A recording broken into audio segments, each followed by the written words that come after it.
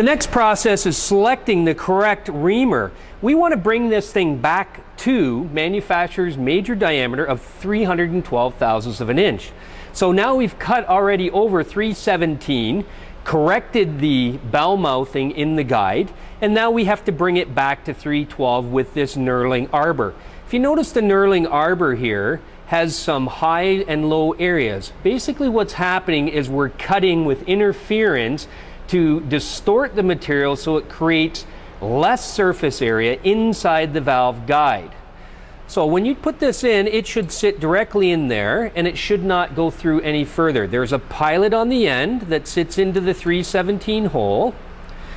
Then what I want to introduce is the 2.5 to 1 reduction motor or apparatus that allows the drill to run at maximum torque and speed and then reduce the amount here so we can actually cut through the material that we've started to correct in the head. Prior to starting the cutting process, it's important to make sure we use the appropriate amount of cutting oil so it's easier on the tool and easier on the head when we're cutting the guide. Taking a look at the end of this reamer here, or actually knurling bit, it has a drive dog on the end that meets the drive dog on the end of the reduction motor.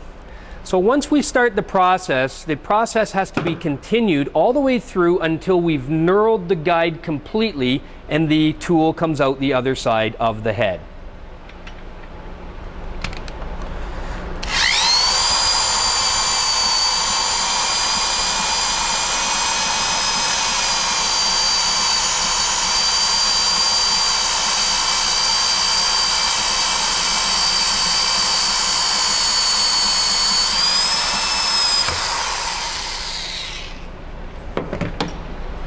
Now, once you've gone all the way through, as you've seen with the drill motor, it drops off fairly quickly. What we want to do now is lift up the head and remove the knurling tool. And as you can see, there's been a lot of material removed again. Okay, the next process, once we've gone ahead and we've done our knurling, is to go back inside with a hard core brush so that we can remove any debris that we've created from the machining process. Give it a little twist, clean it out. Now we'll use shop air to remove any of the other debris. And then what we need to do from there is check the actual fit of the valve. The valve does not fit. The reason the valve does not fit is because we've oversized the dimension originally. We've corrected it by distorting the surface area, creating an interference cut with the knurling tool, creating a smaller hole than we originally started with. And that's why the valve does not fit directly into it. So what we need to do now is we need to select the manufacturer's minimum or maximum requirement of clearance for the valve at 312. So we install a 312 reamer, and it shouldn't go through the hole either. It's piloted and tapered so that it fits into the hole up to these relief areas to guide it. Use the appropriate lubrication and lots of it. And then once again, using a hand arbor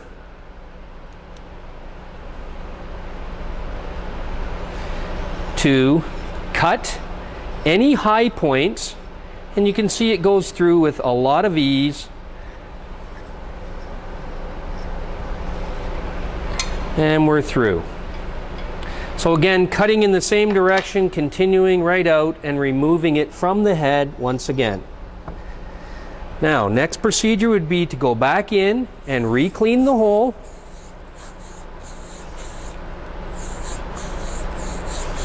To remove any debris.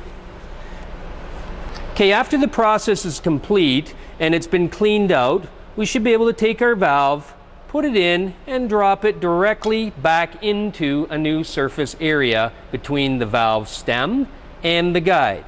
The next thing to do would be to slightly take it off of its seat and feel how much clearance is there. Very, very minimal clearance.